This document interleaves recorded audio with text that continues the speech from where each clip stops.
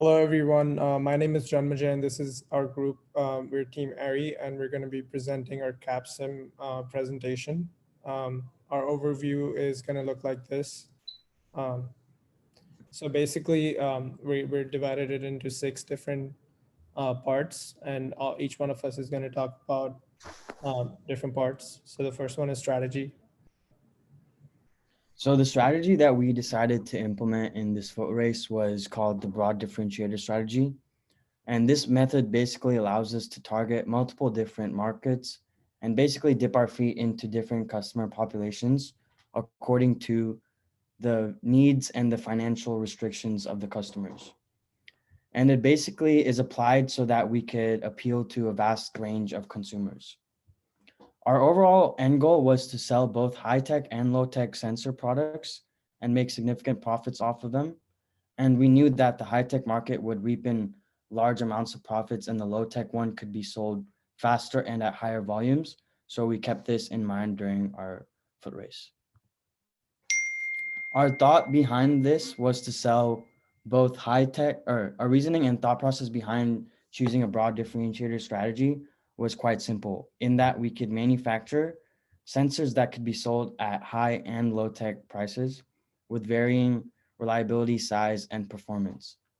This was executed so that customers with varying needs can buy our products at different price points.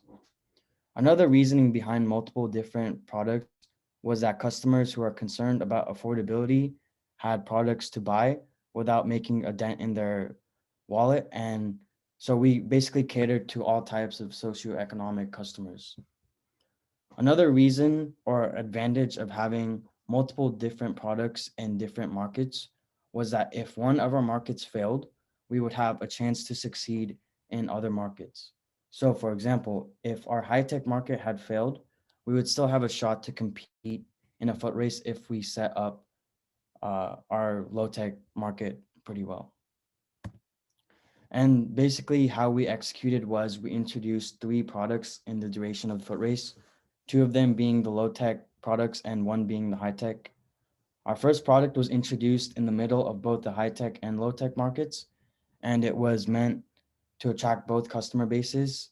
And after that, we basically did not change any of the research and development characteristics. So this allowed the product to fall into low tech. Our second product was introduced into the high tech market and stayed there. Finally, our third one was introduced as low tech, but eventually, or introduced as high tech and eventually came into low tech based on the customer satisfactions and our history. Now I'll be talking about the summary of the rounds 1 of 4, starting with research and development. Since our company aimed at a broad differentiator strategy, we wanted our first product to be favored by both the high and the low tech segments. As you can see from the graph, the three dots show where our products stand in the segments. They're in the middle of high and low tech segment. In this department, Team Erie made sure that our products were reliable for both the segments. Hence, our reliability was more than 17,000 and less than 20,500, closer to 20,000 for both Eat and Egg products. Product E was sold at $34.5, which was our maximum and the initial price of the product since we wanted higher profits and sales with pricing our product at more. Another reason was because our expenditure increased in the following departments: production and finance. For example, our company had to spend more on orders, capacity, and automation. Therefore, this was the tactic we used. Next. Marketing is the next one. The overall journey was not a positive slope, as you can see from the graph. Our sales were dropping in rounds 2 and 3. Our company Erie was selling the product Eat until round 2 and introduced another product called Egg in round 3. The probable reasons why our company sales went down from round 2 and 3 would be one, that we sold less units than our potential sold in the low tech and the high tech segment for at least um, uh, round 2, which means that we were moving away more and more away from the forecast we had in place.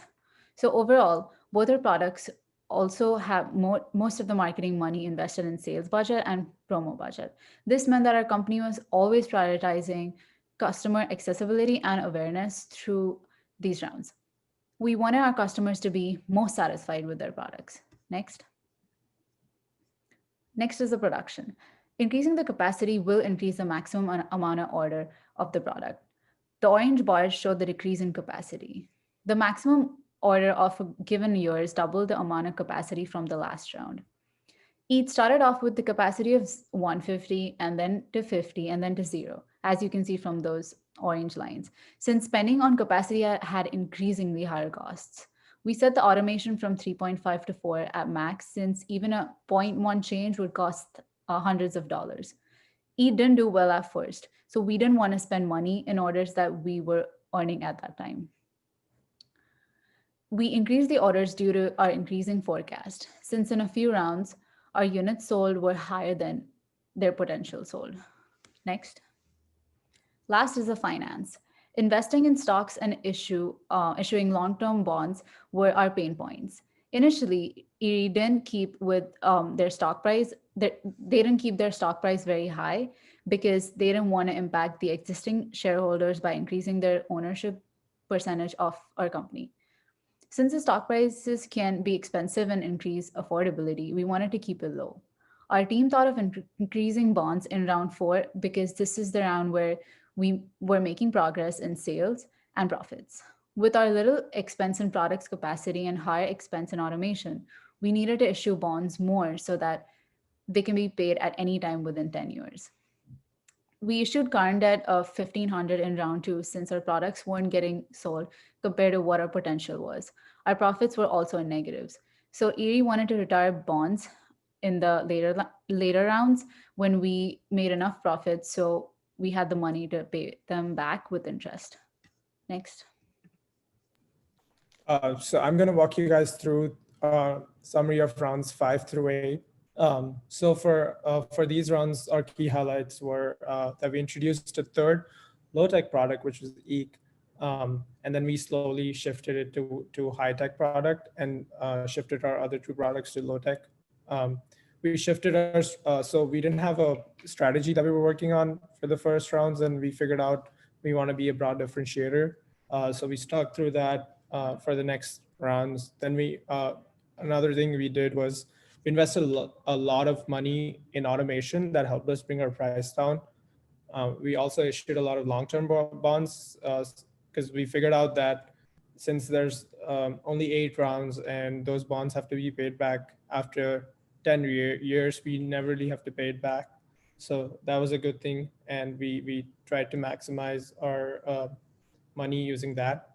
Then we slowly shifted our first two products, which was egg and meat, to be low tech. And a new product, EEC, became our high tech product. Next slide.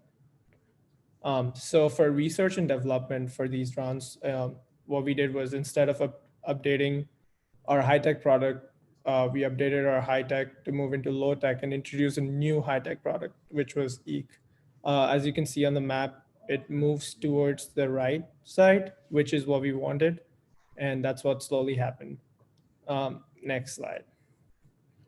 So for marketing, as you can see, from rounds 5 through 8, our sales went way up, and our stock price also, because this was a new product, it started from 0 and then it became 45 and it stuck. It came a little bit down from 45.25 to 45, and that's where it stayed at. This was possible because of us being a broad differentiator. We were able to expand our market in both low tech and high tech products instead of just focusing on one, which helped us bringing our sales up, as we can see. The next one. For production, we basically taking long-term bonds, we were able to expand our production, as we can see from rounds 5 through 8. Also, our order went way up from rounds 5 through 8. All this was possible because we had the money to do it, and that was possible by taking long-term bonds. Next, coming to finance. Yeah, so for finance, as you can see, investing in automation helped us bring our price way down, and our sales went way up. As we can see, Team Erie finished with 132,591, which is very close to the other two teams that are next to us.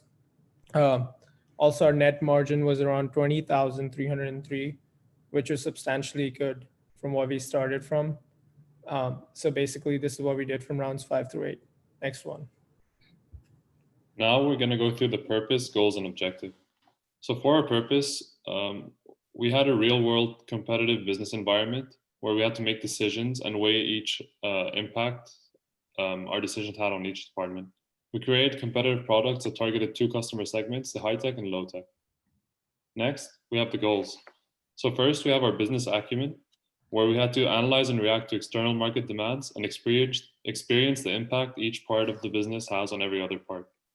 We had finance, where we had to read and understand balance sheets, income statements, and cash flows, as well as discover what key financial ratios indicate about the client's business as well as competitors' businesses.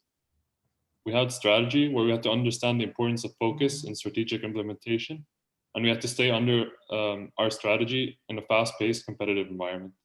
Finally, we had team dynamics, where we had to set and adhere to goals, ground rules, and team processes. We had to practice decision making as a team across all key areas of business and become mutually accountable for decisions. Next, we have objectives. Objectives are a measure of success. For research and development, we could change the performance, size, reliability of our products. The main objective here was to improve production and technology, as well as increase economic efficiency and competitiveness.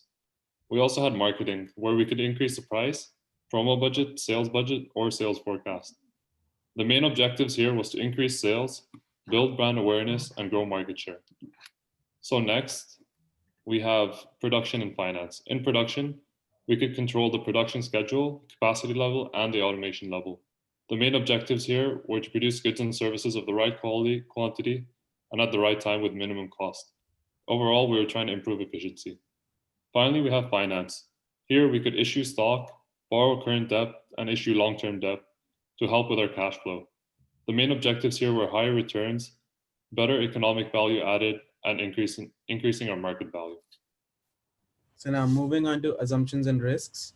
Our main assumption was about sales forecasting. We used some key numbers such as last year's segment demand for both low and high tech segments, along with each segment's growth rate to figure out how much we are expecting sales to be next year. We were basing all our decisions about allocating funds towards the promotional and sales budget based on how much we would sell in the following year. And we as a company had three products in our portfolio: Eat, Eek, and Egg. We positioned Eat towards both the high and the low tech segment initially, but in subsequent rounds, we found out that it favored the low tech segments and we moved it around accordingly. Our second product, Egg, was also favoring the low tech segment. And finally, our third product, Eek, was favoring the high tech segment. An assumption that we made here was that introduction of new products would generate enough cash flow to cover all our costs. Moving on to risks, in the initial rounds, we had a low stock price, and this meant that we would have a lack of profit for subsequent rounds. We based this on the fact that we did not want to decrease stock ownership. Finally, we used a broad differentiator strategy. We aimed different products at different segments um, to maintain a presence in both segments, which would ultimately give us a competitive advantage. And this will help us to reduce risk by targeting all consumer demands despite low initial sales. Next slide, please. So these are some of the lessons that we learned throughout this quarter. So the first one was we were slow to increase capacity due to slow early sales.